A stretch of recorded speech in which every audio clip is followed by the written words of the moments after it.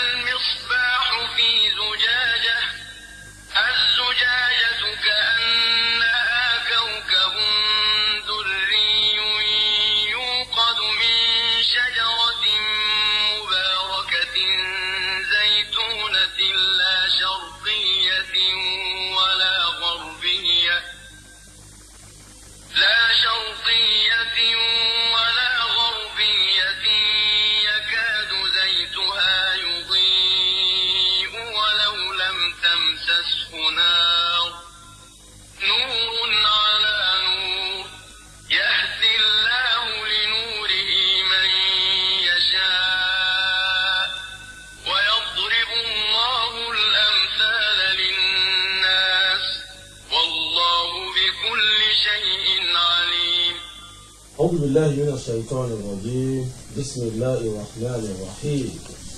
هذا تصفون وباء الله الحمد لله. أسيكي أني أرى إلي أكو أكو صنع إتوتي أولتي إتوني إتوا إتوتي ودي بكالة فنراتي وماوا Alájà Elizabeth Babátúndé ilé Gomoro Àbọ̀rẹ́rìn ní ìlú Èrúwà lọ́yọ̀ state wa ní àhín.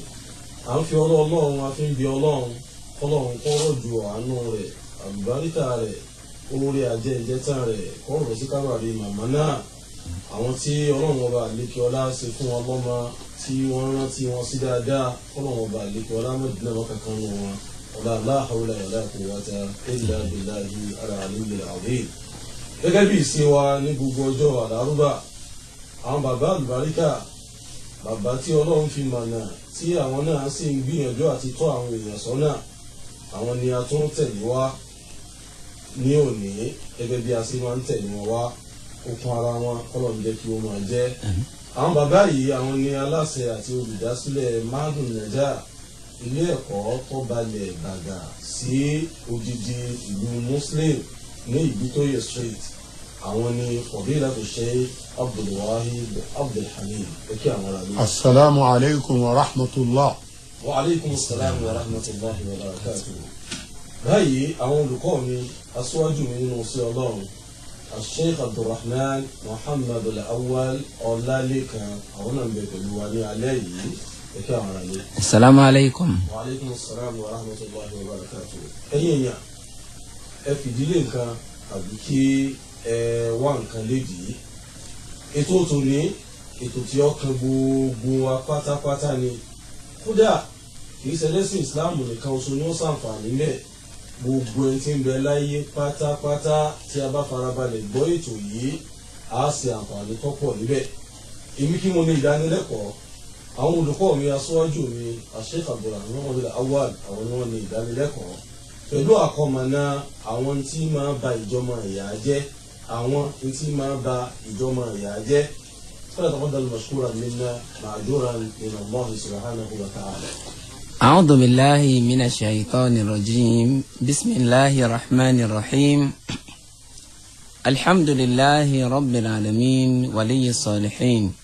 وأصلي وأسلم على حبيب الرحمن نبينا محمد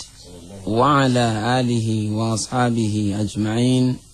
أدوبني يدولون أتركاتي جفون النبي محمد. أجابي أتوقع bí wọ́n ṣe sọ mufsidatul ukhuwa, àwọn tí máa ń jẹ́ kí ìjọmọ ìyá ìbáraẹnisọ̀rẹ́, àwọn tí máa ń sọ di pẹ́ǹtùká, tí máa ń jẹ́ kí pẹ́ǹtùká ó ṣẹlẹ̀ láàrin ọ̀rẹ́ méjì láàrin ọmọ ìyá méjì tí wọ́n jẹ́ ẹlẹ́sìn Islam tàbí jù bẹ́ẹ̀ lọ òun làwọn tí a máa ṣe àgbéyẹ̀wò lálẹ́ tòní lágbára Ọlọ́run kó tó di pa lọ síbi mufsidatul ukhuwa àwọn tí máa ń jẹ́ kí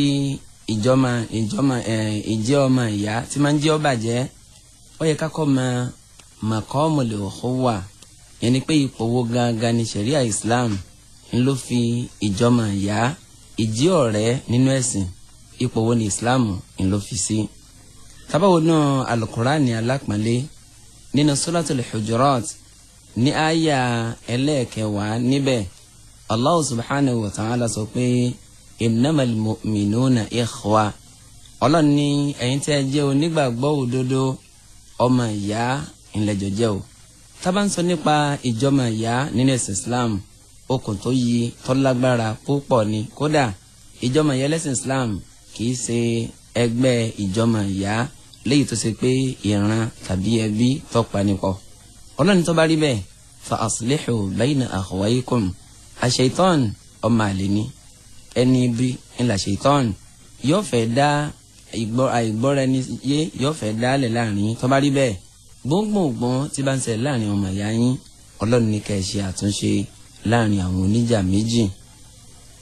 bákan náà ìgbà tí Ọlọ́run bá subhanahu wa ta'ala ìgbà tí ń sọ nípa ìdẹ̀ra èyí tí ó máa jẹ́ ti àwọn ọmọ àlùjánnà onídẹ̀ra lára tí kò fi ní jẹ́ kí ìdẹ̀ra yìí àti ìgbádùn inú àlùjánnà lára tí ó jẹ́ kó tọ́jọ́ tí ó fi máa bẹ dáadáa ni pé wa naza'na ma fi sudurihim min ghillin ikhwana Ọlọ́run ní ìwà kìíta inú níbí ni tó lè máa wà nínú gbáàyè èèyàn àwọn ọmọ àlùjánnà Ọlọ́run ló wọ́n fàyọ kúrò nínú gbáàyè wọ́n máa bẹ lórí ibùsùn lẹ́yìn tó ṣe wípé wọ́n ó dojúkọ ara wọn mélòó la fẹ́ kànú àwọn ayé alukuran ètí ń fi ìdí eléyìí mọ́lẹ̀ nínú hadith òjíṣẹ́ Ọlọ́run bá sallallahu alayhi wa sallam sọ pé almutahabuna fi jalali ìyẹn nínú hadith al-qudusi Ọlọ́run subhanahu wa ta'ala sọ pé àwọn tí wọ́n bá nífẹ̀ẹ́ ara wọn nínú títóbi tòun Ọlọ́run bá yẹn nípa àwọn tí wọ́n bá nífẹ̀ẹ́ ara wọn nínú ẹ̀sìn Ọlọ́run bá kílẹ̀ san wọn lọ́jọ́ àlùkìyàmà lahum manabiru min nur Ọlọ́run ní mímbàrí pèpéle kan èyí tọ́lọ́run bá dá láti inú mọ́lẹ̀ yóò máa jẹ́ tiwọn tó bá dijọ́ gbìyànjú àlùkìyàmà kódà pèpéle yìí yagbituhum annabiyuna wa shuhada àwọn ànábì Ọlọ́run àtàwọn tí wọ́n kúkú ṣàyídí wọ́n máa tàmá kọjá pé ibi tí wọ́n ó jókòó léyìí tó kún fún ìmọ́lẹ̀ èyí ṣe tí ọ̀jẹ́ táwọn Imam Ahmadu ní àgbà hadithi wa ọ̀rọ̀ tó sì lálàáfíà tó yanjú òní hadithi yìí bí a kì í túmọ̀ hadithi ẹ̀yọ̀ kan wá sí lórí ntí mò ń sọ yìí nínú hadithi al-qudusi mi Allah subhanahu wa ta'ala sọ pé haqqat mahabbati lil mutahabbina fiyya Ọlọ́run ní gbogbo àwọn tó bá ṣe wípé wọ́n bá nífẹ̀ẹ́ ara wọn nítorí tòun Ọlọ́run bá ó ti dọ̀ràn yàn ó ti di túláàsì òun Ọlọ́run òun ò nífẹ̀ẹ́ wọn àníṣe wa haqqat mahabbati lil mutanasihina fiyya àwọn tó wáyé pé wọ́n máa ń ṣe nàṣíà fúnra wọn nínú ẹ̀sìn Ọlọ́run nítorí tọ́lọ́run ọba Ọlọ́run ló ti di ọ̀ranyàn kóhun ó nífẹ̀ẹ́ wọn àníṣe kóhun ó nífẹ̀ẹ́ almutazawirin àwọn tí wọ́n máa ń bẹ̀ra wọn wò nítorí tòun Ọlọ́run ọba Ọlọ́run ló ti di ọ̀ranyàn àníṣe wa haqqat mahabbati lil mutabadilina fiyya àwọn tí wọ́n bá náwó wọn nítorí tọ́lọ́run ọba wọ́n náwó wọ́n ń ṣe dáadáa láàrin ara wọn Ọlọ́run ló ti di ọ̀ranyàn kóhun Ọlọ́run ọba kóhun ó nífẹ̀ẹ́ wọn mélòó la fẹ́ kànú àwọn hadithi lórí eléyìí náà tí ń sọ nípa pàtàkì ipò tí ìjọmọ ìyá nínú ẹ̀sìn Islam ipò pàtàkì tí ó wà. ìkànnì àwọn àfáàwọ̀ àgbà ìyẹn Muhammad ibn al-Munkadir kọ́lọ̀nkọ́bánikẹ́ kọ́lọ̀nkọ́bánigẹ́ ìgbà tí wọ́n bi léèrè wípé ma bakiya min ladhati fi hadhihi al-haya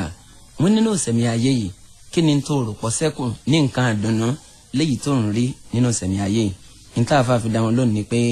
iltiqa'u li ikhwan àwọn tí wọ́n jẹ́ ọmọ ìyá wa àwọn tí wọ́n jẹ́ ọ̀rẹ́ wa nínú ẹ̀sìn ká máa bára wa pàdé kí n sálábà pàdé wọn nǹkan àdùnnú ńlá orí ńlá lè jẹ́ fún mi o wa idkhalu sururi alayhim àwọn tá a bá bá pàdé nínú wọn dídùnnú bí ó sì máa jẹ́ tiwọn ká máa sáré rẹ̀ ẹni pé ká máa sáré bí wọn ó sì jẹ́ ní tí ó máa dunnú tí wọn ò ní banújẹ́ ọwọ́ tó kù nínú sẹ̀mí tó dùn lè tàn rínú. afawa Hasan al-Basri wọ́n ní ikhwanuna ahabbu ilayna min ahlina wọ́n ní àwọn tí wọ́n jẹ́ ọmọ ìyá wa àwọn tí wọ́n jẹ́ ọ̀rẹ́ wa nínú ẹ̀sìn a máa nífẹ̀ẹ́ wọn pọ̀ o kódà a nífẹ̀ẹ́ wọn jàwọn tí wọ́n jẹ́ ara lílọ bó ló ṣe jẹ́ ikhwanuna àwọn tí wọ́n bá jẹ́ ọmọ ìyá wa nínú ẹ̀sìn yìí yudhakkiruna bil akhirah wọ́n máa rán létí nípa ọjọ́ gbẹ̀dẹ̀ àlùkìyàmà ṣùgbọ́n àlùna àwọn ará ilé wa yudhakkiruna bid dunya ọ̀rọ̀ ń pa àlámọ̀rí táyé ó nìkan ó ní wọ́n máa bá wa sọ. ẹ jẹ́ mọ́rọ̀ àfa kan wá nínú àwọn àfa wa ká tó máa lọ síbi tí ibi tá à ń lọ gangan. àfa wa Khalid ọmọ Safwan ọlọ́mba nìkẹ́ wọn ní inna a'jaza an-nas man yuqassiru fi talabil ikhwan wa a'jaz minhu man dayya'a man dhafira bihim. wọ́n lè ń tọ́ka gara jùlọ nínú èèyàn ẹ̀ ń tọ́ ya òpè jùlọ nínú ẹ̀dá tọ́lọ́run bá dá alẹ́ ń tó ṣe pé ọ́ ya ò lẹ́ jùlọ nínú gbogbo ẹ̀dá nínú gbogbo ọmọ ẹ̀dá ènìyàn pátápátá man yuqassiru fi talabil ikhwan òun lè ń tó ṣe pé kì í wá ọ̀rẹ́ ó ṣàṣe ètò kò ní wá ọmọ ìyá rẹ̀ kódà ẹ̀ ń tó wá ká gara ju eléyìí lọ òun lè ń tó ṣe pé ọlọ́run yan àwọn ọ̀rẹ́ tó dáa àwọn ọmọ ìyá nọ́ọ̀sìn ọlọ́run kún àti ṣùgbọ́n tó ń ti bẹ́ẹ̀ náà torí àwọn ìwà burúkú tí ń bẹ lọ́wọ́ rẹ̀ lọ́ba di pẹ́ǹtùká làwọn eléyìí ní a bá sá kúrò ní ọ̀dọ̀ rẹ̀. tó bá rí báyìí lẹ́yìn tá a ti mọ ipò tí ìjọmọ ìyá tó wà nínú ẹ̀sìn Islam pé Islam ó pàtàkì rẹ̀ kódà lára àwọn ọ̀nà tọ́lọ́wọ́n bó fi nífẹ̀ẹ́ dá oníkéèyàn jẹ́ pé ọmọ èèyàn èèyàn ọjọ́ máa bá ṣe àwọn nǹkan wo ló wá lè jẹ́ kí ìjọmọ ìyá tó lè jẹ́ kí ó fi òrí sánpá. àwọn afáàkà tọ́pọ̀ ìkíní náà ni wípé atọ́mọ̀ fi dúníyà bima fi aidi al-ikhwan àwọn tí ń bẹ lọ́wọ́ ọmọ ìyá rẹ̀ owó tọ́lọ́wọ́n bá ṣe fún ni ọlá tọ́lọ́wọ́n bá ṣe fún ni kọ́ ẹ pé gbogbo gbà pátá bùkátà tiẹ̀ ò níwábò ló ṣe gbọ́ fúnra rẹ̀ ọmọ ìyá rẹ̀ sétorí tiẹ̀ lè lówó ni sétorí tiẹ̀ lè wà ń pò ni sétorí tiẹ̀ lè kan lọ́lọ́wọ́n bá fi sóore fún ni láti pé ò lè dá só ò lè dá nǹkan kan ṣe àfi kó ti lọ sọ́dọ̀ ọ̀rẹ́ rẹ̀ ọ wà lọ ṣọ́ọ̀bù ọ wà lọ bí títí ń tajà ọ wà lọ lé ọ wà lọ mọ́ṣáláṣí ọ máa wà káàkiri èyí sì wà lọ nítorí ìtọ́lọ́wọ́n bá ìgbà tó bá bùkátà kan àbómi ìgbà náà ni ọ máa ń wà lọ. eléyìí a máa jẹ́ kí ìjọmọ̀nìyàn yẹn ni pé ìbára ẹni sọ̀rẹ́ a máa jẹ́ òdi pẹ́ǹtùká torí pé ẹlẹ́ran ara òun náà ni gbogbo wa ọwá lónìí mo fẹ́ ṣe nǹkan báyìí ọmọ mi ó ṣe wòlímà ó fún ọ lówó ó tún di ọ̀sẹ̀ tí ń bọ̀ ó tún lọ bá ọmọ rẹ̀ kan fẹ́ lọ ilé ọkọ ó tún sọ nǹkan tó fẹ́ ṣe fírídọ́ọ̀mù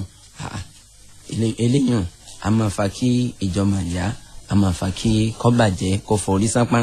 ìdí ni tí òjíṣẹ́ Ọlọ́hun bá sallallahu alayhi wa sallam fi ń gbà wá níyànjú pé izhad fi dunya yuhibbuka Allah ráyésá tó o bá lè ráyésá tó o múlẹ̀ ayé jábútẹ́ báyìí Ọlọ́hun bá yóò nífẹ̀ẹ́ rẹ̀. bákan náà wazhad fi ma fi aidi nas ntí mẹ́lọ́dọ̀ àwọn èèyàn owó tọ́lọ́run fún wọn ọlá tọ́lọ́run bá fún wọn bójú kó ń bẹ́ẹ̀ tó o bá lè ṣe bẹ́ẹ̀ yuhibbuka nas gbogbo èèyàn pátápátá òní wọn ò nífẹ̀ẹ́ rẹ̀. àṣẹ ìdí abájọ ní tí Allah subhanahu wa ta'ala tọ́lọ̀ ń fi ń gba ànábì rẹ̀ níyànjú nínú suratu Taha àyà 140 àti ẹyọkan suratu Taha 131 ọlọ́run ní la tamudanna aynayk ila ma mata'na bihi azwajan minhum zahratal hayati dunya wa rizqu rabbika khayrun mimma yajma'un. Allah subhanahu wa ta'ala ọlọ́run bá ń sọ nínú ayé alápàlẹ́ yìí ọlọ́run nílò òjíṣẹ́ ńlá Muhammad la tamudanna aynayk ila ma mata'na bihi azwajan minhum àwọn tí wọ́n jẹ́ ọlọ́rọ̀ àwọn tí wọ́n jẹ́ ọlọ́lá ọlá tọ́lọ́run bá tó ṣe fún wọn owó tọ́lọ́run bá tó kó fún wọn ipò ọlá tọ́lọ́run bá tó gbélé wọn lọ́wọ́ mọ́tàmá rẹ̀ má torí eléyìn kọ́ wa dẹrú tó máa ṣe kúbẹ́kúbẹ́kúbẹ́ lábẹ́ wọn la tamudanna aynayk ọlọ́run ní má wo bẹ́ẹ̀ bójú rẹ kò ń bi ntọ́lọ́wọ́n bá ṣe fún wọn nígbàdùn ntọ́lọ́wọ́n bá ṣe fáwọn ọlọ́rọ̀ àwọn ọlọ́lá nígbàdùn ọlọ́run ní má wo bẹ́ẹ̀ torí pé nítorí ń zaharatal hayati dunya ọ̀ṣọ́ ayé lásán ìlẹ́lẹ́yìn ayé ọ̀tán gbogbo nǹkan àdùnnú ọ̀ṣọ́ bẹ̀ náà ntí ọ̀tán ni ọlọ́run ní ta wá ṣe fún àwọn linaftinahum afẹ́fi dán wò ní fìtínà ló jẹ́ fún wọn ṣùgbọ́n wa rizqu rabbika ìntọ́lọ́mbá pèsè fún ọ arizikì tọ́lọ́mbá pèsè fún látọ̀dọ̀ lọ́hùn gangan khairun wa abqa eléyìí ni ó lóore jùlọ torí pé ni yóò máa bẹ lọ gbére yẹn ni pé ìrẹ́tọ́jú ọmọ ìyá nínú ẹ̀sìn Islam bí mùsíbà kan tó bá ṣẹlẹ̀ sí ọ bí àdánwò kan tó bá dé bùkátà kan ńlọfẹ́ bí ya ni má lọ sọ́dọ̀ ọ̀rẹ́ rẹ kọ́bọ̀ bí ya bùkátà náà ṣùgbọ́n dípò eléyìí lọ sọ́dọ̀ rẹ̀ pé ó dá ọ nímọ̀ràn pé kó sọ kí ni ọ̀nà àbáyọ kó sọ fún ọ mo fẹ́ ṣe nǹkan báyìí kíni kí n ṣe ọ̀rẹ́ mọ́ṣíwárà ní kọ́ wá yẹn ni pé kọ́ dá ọ nímọ̀ràn kọ́ là ọ lọ́yẹ̀ ní tí kọ́ wá lọ́nà tó bá jẹ́ pé ọ̀rẹ́ tó dáa ni tó pàtàkì lọ́wọ́ rẹ̀ tó náà sì jẹ́ ọ̀rẹ́ rere ìwọ kọ́ sọ fún wípé mo bùkátà sí nǹkan báyìí fún rẹ̀ gangan ńgbọ bá lọ lọ́yẹ̀ tán àárọ̀ ọjọ́ kejì báyìí òní ọ̀wà kanlẹ̀kùnlé rẹ̀ tí ó sì bọ̀ bí ya bùkátà rẹ̀ yẹn ni pé lára ti máa ń jẹ́ kí ìjọmọ̀ ìyá nínú ẹ̀sìn ọ̀rẹ́ ti máa ń jẹ́ òdì pẹ́ǹtùká oníkọ́ sáàmà jẹ́ pé múwá nìkan ó ní ilẹ̀kùn tiẹ̀ òní yóò máa dún wọ́n náà máa jẹ́ ó dún gbàgbàgbàgbàgbà wọ́n sì jẹ́ pé wọ́n nìkan bùkátà tiẹ̀ nìkan làwọn èèyàn gbogbo wọn máa bọ̀ dá sí ọjọ́ nǹkan àkọ́kọ́ lára àwọn tó tún lè fa kí ọ̀rẹ́ kó di ọ̀tá wọléwọ̀de kó di tó ti pé wọn ò ní jọ sí wọléwọ̀de mọ́ lára àwọn tó tún lè fà á irtikabul maasi ìwọ gangan tó jẹ́ ọ̀rẹ́ lókun ìgbà tó bá ti ń tẹ òfin Ọlọ́run tó bá ti ń tẹ̀ mọ́lẹ̀ ó gba àwọn ẹ̀ṣẹ̀ lẹ́yìn àwọn ẹ̀ṣẹ̀ kéékèèké dídálọ̀ǹda àwọn ẹ̀ṣẹ̀ ńlá lílálọ̀ǹda tẹ́lẹ̀ yìí bá ti ń ṣẹlẹ̀ sí ọ gbogbo àwọn ọ̀rẹ́ tí a ń ṣùgbà rẹ tẹ́lẹ̀tẹ́lẹ̀ gbogbo àwọn ọmọ ìyá rẹ nínú ẹ̀sìn ò ní rẹ́ nìkankan nínú wọn mọ́ gbogbo wọn pátápátá ni wọn ó jìnnà sí ọ. Àfáà Ibn al-Qayyim kọ́lọ̀ nǹkan bá nìkẹ́ wọn nínú tírà wọn tí a ń pè ní al-Jawabul Kafi bàbá sọ ń bẹ̀ wípé min atharil ma'siyati wahshatun yajidu al-'asi ma ikhwanihi wọn lára àwọn orípa burúkú lára àwọn ìnira èyí tí máa ń ti bi ẹ̀ṣẹ̀ téèyàn bá ń dá tí máa ń ti bẹ̀ jáde ni pé onítọ̀hún yóò paláyún àwọn èèyàn wọn ó túká kúrò lẹ́gbẹ̀ẹ́ rẹ̀ àwọn ọ̀rẹ́ wọn ó rí wọn ó ta kété wọn ní súnmọ́ onítọ̀hún mọ́ kí ni tó fà á li'annahu qata'a asilata billah torí pé ìbáṣepọ̀ tí ń bẹ láàrin ìwọ àtọ́lọ́run ó ti já ńgbè lẹ́yìn bá ti já ìbáṣepọ̀ tí ń bẹ láàrin ìwọ àtàwọn ọ̀rẹ́ náà ó ti di ọ̀ranyàn ó ti di túláàsì kó nà ọ̀já nínú àwọn okùnfà èyí tó lè fa kí ìbára ẹni sọmọ ìyá nínú ẹ̀sìn tó lè fa kó di pẹ́ǹtùká ádámul iltizami bil adabi shar'iyya ó ní pé àwọn ẹ̀kọ́ àwọn ìlànà nípa bóòlà ṣe bára ẹni sọ̀rọ̀ àwọn ìlànà àwọn ẹ̀kọ́ yáàyì èyí tí ṣẹ̀ríà ìsìláàmù èyí tó kọ́ wa nípa bóòlà ṣe máa ń bá ọ̀rẹ́ ẹni bóòlà ṣe bá sọ̀rọ̀ bóòlà ṣe máa ń bá gbé bóòlà ṣe máa ń bá lò gbogbo àwọn ẹ̀kọ́ gbogbo ìgbà tó bá ti lè pa àwọn ẹ̀kọ́ ńtọ́ pátì tó máa lò má ntí ó ṣẹlẹ̀ ni pé àwọn tí wọ́n jí ọ̀rẹ́ rẹ wọn ó jìnnà sí ọ wọn ó ta kété sí ọ ò ní rọ́ọ̀rẹ́ kankan ò ní rí má. lára àwọn ìlànà tí Ànábì kọ́ wà ní wípé gbogbo ìgbà tó bá fẹ́ sọ̀rọ̀ pátá ọ̀rọ̀ tó bá sọ rò kó tó sọ jáde lẹ́nu nínú hadith Òjíṣẹ́ Ọlọ́run bá sọ pé wal kalimatu tayyibatu sadaqa gbólóhùn tó dáa kó jáde lẹ́nu rẹ sọmọ ìyá rẹ sáwọn tí wọn jẹ ọ̀rẹ́ rẹ bí ìgbà tí yẹn ṣe sàárà òǹlẹlẹyìn ńlọjẹ nínú hadith mi man kana yu'minu billahi wal yawmil akhir falyakul khayran aw liyasmut wọ́n tọ́wọ́ ń pọ̀ ọgbọ́n náà bá gbọ́ tó nígbàgbọ́ nípa ọjọ́ gbẹ̀dẹ̀ àlùkìyàmà ọ̀rọ̀ tó dáa ìní kò jọ jáde lẹ́nu rẹ bí n tọ́ da ọ̀bá ti wá ní jáde lẹ́nu rẹ yà gbẹ́nu rẹ yà gbẹ̀dákẹ́ àwọn Yorùbá ní wọn kì í gbọ́ búburú lẹ́nu abọ́ rẹ̀ àṣẹ eléyìí gangan ní ìdí abájọ tí Allah subhanahu wa ta'ala tọ́lọ̀ ń fi ń bá ní sọ̀rọ̀ nínú suratul Isra àyà ẹlẹ́ẹ̀kẹta ó lé ní 53 ẹlẹ́ẹ̀kẹta lé ní 53 ọlọ́run ní kul ya ibadi alladhina kul li ibadi àwọn tí wọ́n jẹ́ ẹrúsìn mi bá ń sọ fún wọn kí ni tó sọ fún wọn ni pé yaqulu allati hiya ahsan ọ̀rọ̀ tó bá dáa oníkọ́ máa jáde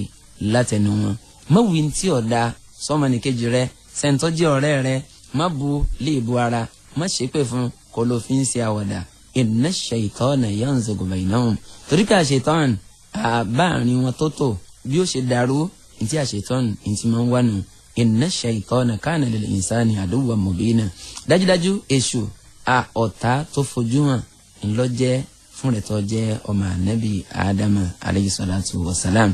yẹni pé ọ̀rẹ́ tá à ń bá sọ̀rọ̀ ìwà gbéraga ò ní jẹ́ ọ̀tọ́wọ́ rẹ̀ ṣẹlẹ̀ sí wọn ohun gbéraga ohun rẹ̀ ò ní jẹ́ ọ́ lóòkè kọjá bó ṣe yẹ pé àdámà tẹ̀mí ni ó àdámà tẹ̀mí ni kóhùn mi ó lóòkè àdámà bú yí padà mẹ́bàá bí ọ lórí ìlànà tí ọ̀dà ìwọ náà túnra rẹ̀ bí ìwà tó dáa fi kọ́ra ọgbọ́n tó náà bá sọ nínú Suratul Luqman ni gbàtọ́ náà bá ti ń sọ nípa ẹrú rere ìyẹn Lukman kọ́lọ́n kọ́ bá ní ṣe àlékún ìkẹ́ fún ìgbà tí bàbá yìí ti ń bá ọmọ rẹ̀ sọ̀rọ̀ tí ń ṣe wáàsí fún ó ní wagdud min sawtika gbólóhùn rẹ̀ ohùn rẹ̀ yóò lọlẹ̀ má máa pariwo tó bá ń sọ̀rọ̀ mọ́ inna ankara al-aswati la sawtul hamir torí pé ohùn tọ́lọ́wọ́n bá tó kórìíra jùlọ ó ní ohùn kẹ́tẹ́kẹ́tẹ́.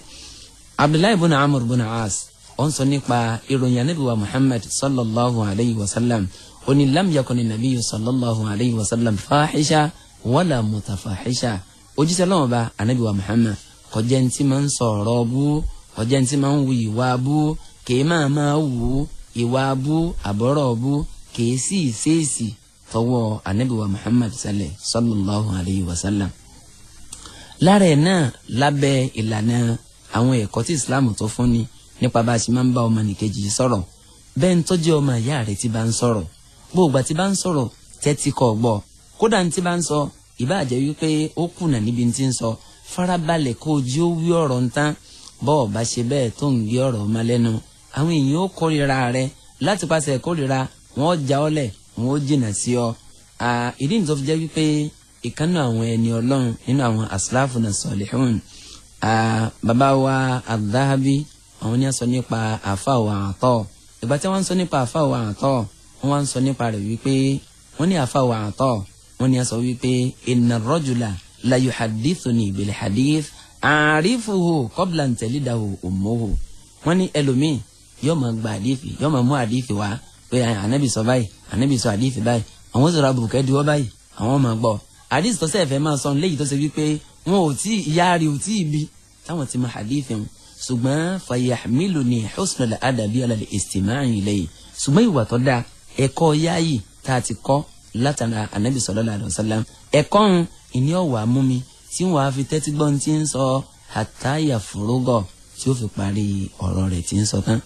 ìdí nìtí kan náà àwọn ọ̀jọ̀gbọ́n mi sọ pé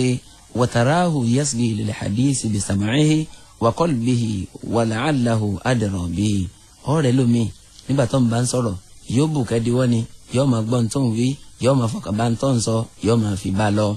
ó ṣeé ṣe kọjá pé ń tó wá bù kẹ́díwọ́ tí ń gbọ́n tó ń wí yìí ń tó ń sọ gangan ó nímọ̀ nípa rẹ̀ jọ lọ. Ànábì wa Muhammad sallallahu alaihi wasallam àkọ́ṣe tó dáa tó yanjú ńlá Ànábì jẹ́ fún wa. ìkànnì àwọn kanrin nínú àwọn ọ̀ṣẹ́bọ ìyẹn Utbatu bun Rabi'a ó wá bá Ànábì ó wá bá sọ̀rọ̀ gbogbo bí ṣe ń sọ̀rọ̀ bó tilẹ̀ pé kèfèrí ni ọ̀ṣẹ́bọ ni Ànábì tẹ́tí ń gbọ́n tí ń sọ látòkè tí ì sọ gbogbo ọ̀rọ̀ rẹ̀ tí ì sọ délẹ̀ ntànàbí wàá sọ ni wípé hal faragta ya Abal Walid eré Abul Walid so ti parí ọ̀rọ̀ rẹ̀ ẹ̀yìn bàtà arákùnrin tó dákẹ́ tán ni o Ànábì wa ni hal faragta ya Abal Walid eré Abul Walid so ti parí ọ̀rọ̀ rẹ̀ ọwá ló ń ti parí rẹ̀ Ànábì wa ni al-an isma sọ̀n pé ó ti sọ tiẹ̀ o wàá tẹ́tí kọ́ wàá gbọ́n tí tèmi náà sọ. ráà tó lè fa kí ìjọba ìyá kó di pẹ́ǹtùgá al-mubalagatu fil mizah àwàdà kọ́ àwàdà àṣejù a máa fa kí ìjọba ìyá a máa fa kí ó bàjẹ́ ẹni pé káṣejù rẹ tí bá ti àwàdà rẹ tí bá ti ń pọ̀ tí ò lẹ́nu àlàmọ́ àwọn èèyàn ó kórìíra rẹ nítorí ẹ̀kọ́ jáde lẹ́nu rẹ sẹ́ńtọ́ jẹ́ àgbàlagbà yóò jáde lẹ́nu rẹ ìdí nìyí táwọn ọ̀jọ̀gbọ́n tí a fi sọ wípé kathratul mizah kéèyàn máa ṣàwàdà káwàdà ọ̀pọ̀ jù tujarri as-sufaha a máa jẹ́ kí àwọn tí wọ́n jẹ́ òmùgọ̀ àwọn ọmọ kéékèèké a máa jẹ́ kí wọ́n gbójú kí wọ́n yájú ságbàlagbà wa tusqitul haiba ọ̀wọ̀ tí ń bẹ lára èèyàn tó bá ti ń ṣàwàdà jù ọwọ́ ń wò ní símá iyì tí ń bẹ lára rẹ ó ti gbọ̀dà nínú tí ọba ti di wípé bọ́yá àwàdà rẹ nígbà tí ń pọ̀ jù lára ẹ̀ náà bákan náà ànájúwá ẹ̀yin mẹ́ta ẹ̀yin mẹ́rin ẹ̀yin mẹ́ta ń bẹ ń bì kan kẹ́yìn méjì kẹ́ wá ọ̀rá dá bọ́ sí ẹ̀gbẹ́ bì kan kẹ́ máa wá dá sọ̀rọ̀ ẹ̀ ń tẹ̀ ń sọ̀rọ̀ ẹ̀ ń tí ó sì kẹta yín tó nìkan dá wà kò ní máa ń tẹ̀ ń sọ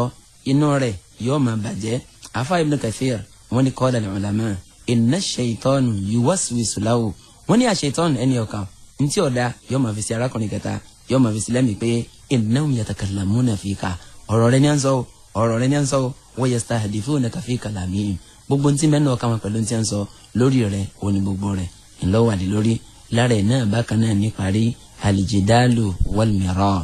àríyànjiyàn léè tó ṣe pé kò láǹfààní kankan tí ó bí fẹ́ǹtì ń ṣe àríyànjiyàn ọ̀hún lójúṣe ọlọ́run bá fi sọ pé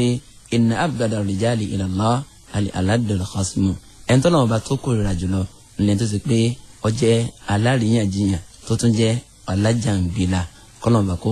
ṣàánú wa àwọn tá a gbọ́ yìí kọ́lọ́njọ́ wúlò fún wa nínú ìsẹ̀mí àkọsí àlọ́mọ àlùjánnà ọlọ́run má ṣe wá ní ọmọ náà. jazakumullahu khairan ọlọ́run yóò wá sọ yín ní ọ̀pọ̀lọpọ̀ ẹ̀san ẹ̀yin olùtẹ́tí gbọ́ wa a rí wípé ọ̀rọ̀ bàǹtàbàǹtà ní ọ̀rọ̀ yìí oníkálukú ni yóò ti rí tiẹ̀ dìmú níbẹ̀ ìwọ tí ò ń rò pé kí ló ṣe fọ́rẹ́ rẹ tí fi ń jájú mọ́ ọ tí fi ń kájú ńlẹ̀ fún ọ ìwọ náà rí i pé o ti di ẹrù tí ò lè rù o ti dìre lórí àbí àwàdà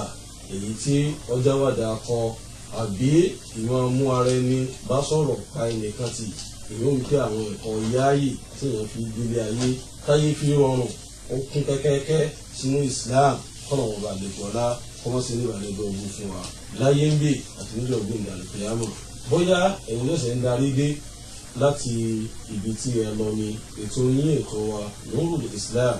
ètò tí a pínyàmá rẹ̀ ní ìrántí màmá wa Alhaja Elizabeth Babatunde ilé gbòǹgbòrò àbọ̀rẹ́rìn ní Èrúwà lọ́yọ̀ state wa níbí ní ẹ̀yìn wákàtí kan tí ètò yìí tí wọ́n bá ti parí aláǹfààní àti lọ síbi ẹ̀rọ ayélujára wa kásá ti tẹ̀ bí a sì máa ń sọ fún wa Nurul Islam Ibadan.com a rí níbẹ̀ bákan náà lórí Facebook ó ti wà níbẹ̀ kọ́nà ọba àlekè ọlá ó sì àlékún dáadáa fún wa nínú YouTube wa náà tí a bá ti tẹ̀ á bá níbẹ̀ kétékété látìgbà tí a ti bẹ̀rẹ̀ tí débi tò ní èyí tí ó ń lọ ní ọwọ́lọ́wọ́ yìí gbogbo ẹ̀ ní á bá níbẹ̀ ẹ̀yin èèyàn wa nílé tí ẹ fẹ́ dá sí ètò ibi tí ẹ pè sí olélé yìí 08071891132 08071891132 òun ni ohun tí ẹ fi wá kí ọlọ́run bá lè kí ọlá kó ṣe àlékún dáadáa fún wa kó tó di pé ìpè yọ wọlé nínú àwọn ìbéèrè tí ó ń bẹ níbí ọwọ́ wa Sheikh Abdulwahid Abdulhamid ó ní ọmọnìyàn tí ọwọ́ ojú orí ọ̀rẹ́ èyí tí wọ́n jọ jẹ́ alájọṣepọ̀ tí nǹkan kan náà àwọn tí wọ́n kà lẹ́yìn tí ó sì ṣẹlẹ̀ sí ṣùgbọ́n wá ojú rí òrojú rí rẹ̀ ṣé yọ pàtì yẹn yẹn ni àbí yóò tún máa jí rẹ̀ bí àti máa wá ojú rí rẹ̀ lọ. ẹ̀jẹ̀ ṣé kọ́ lọ wọlé tọ́ àkọ́kọ́ ká máa wá ojú rí ọlọ́run ọba tí ó jẹ́ ọba àdẹ́dà kí ọlọ́run ọba láàánú jùlọ kó yọ́nú sí gbogbo wa ọ̀rẹ́ ó lè máa wá ojú rí ọ̀rẹ́ rẹ̀ lókùrúgbà tí kò bá wá bùkátà owó bùkátà ilé ayé lọ sí ọ̀dọ̀ rẹ̀ tó yá sí pé lọ́nà àfẹ́ ni lọ́nà wípé ọlọ́run fẹ́ ká rẹ́ ká má jẹ́ ọ̀tá ara wa so ìyẹn lè máa wá ojú rí ọ̀rẹ́ rẹ̀ láì gbé bùkátà rẹ̀ lọ bá lókùrúgbà tó yá sí pé torí ti ọlọ́run ọba ni so èyí ò yí pé kọ́ pátì torí pé Islam kò fààyè fún yí pé ká má wà ní ọ̀rẹ́ ara wa olólùfẹ́ ara wa. ọlọ́run yóò wá sọ nílé ọ̀pẹ̀lọpẹ̀ ẹ̀sẹ̀ rẹ̀ ẹ̀yin ará ilé fún ìpè yín láti ìpè wá orí ibi tí ẹ pè sí o ni a ti sọ fún wa yẹn o 08071891132 àmọ̀rẹ́ ti ìpè yín olùdánilẹ́kọ̀ọ́ wa ìbéèrè tí ó wà nílẹ̀ ẹni ẹ béèrè pé màmá òun wọn kì í ṣe ẹni tí ó jẹ́ olùtẹríba fún ọlọ́run lábala àǹkírun àgbáwẹ̀ tó ní wọn sí dáadáa sí màmá bẹ́ẹ̀ àbí òun lè pàtì. ọlọ́run san yín lẹ́san rẹ̀ ó di dandan fún wa láti ṣe dáadáa sí òbí wa kódà kọjá pé ní olórí ẹlẹ́bọ lórí olókè lórí olóró so dandan òun ní ká ṣe dáadáa sí irú ìyá bẹ́ẹ̀ akálàṣe tó bá ní kọ́ wá sọ̀rọ̀ àgbọ̀dọ̀ bá wọn dá sí tó bá ní omúwòrò wá ò ní fún un àdínà àwọn àfáà tí wọ́n ń ṣe fatiwa burúkú tí wọ́n ní ọkàn ní bá wọn sẹ́ni ṣùgbọ́n owó rẹ̀ ó filẹ̀ tó bá ti fowó rẹ̀ lẹ̀ ó ti tàn á wá náà lórí ntí ọ̀dà lórí ẹ̀ṣẹ̀ náà o wa ta'awanu 'alal birri wat-taqwa wa la ta'awanu 'alal ithmi wal-'udwan ọlọ́run ní kakùnrin wa lórí nílá dání. àwọn ọmọ asọ́lé lẹ́sàn-án rẹ̀ òun ni kí a jẹ arápẹ́ lẹ́nu ṣùgbọ́n òǹfààní fún oyè ọ̀jẹ́ ibi tí a ti dúró fún tòní òní eléyìí kọ́nà ọba àlekíọ́lá wọ́n sì lè ní